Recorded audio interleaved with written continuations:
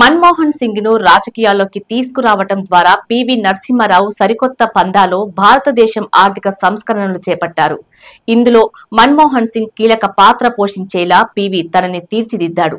1991లో భారతదేశం తీవ్ర ఆర్థిక సంక్షోభాన్ని ఎదుర్కొంటున్నప్పుడు పివి నరసింహారావు ప్రధానిగా ఉంటూ డాక్టర్ మన్మోహన్ సింగ్ ను ఆర్థిక మంత్రిగా నియమించారు.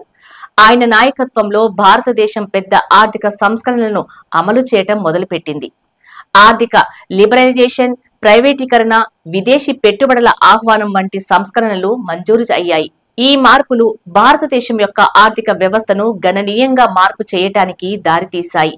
ఇక ప్రధాని పివి నరసింహారావు తన ప్రభుత్వానికి అనుగుణంగా మంచి సామాజిక, ఆర్థిక మరియు రాజకీయ నిర్ణయాలను తీసుకోగలగడం, అతను డాక్టర్ మన్మోహన్ సింగ్ పై పూర్తి నమ్మకంతో ఉండి ఆయన్ని ఆర్థిక సంస్కరణలలో ముందంజగా ఉంచాడు. పివి దూరదృష్టి, మార్గదర్శకత్వం మరియు రాజకీయ నైపుణ్యాలు డాక్టర్ మన్మోహన్ సింగ్ ను నాయకుడిగా రూపుదిద్దాయి.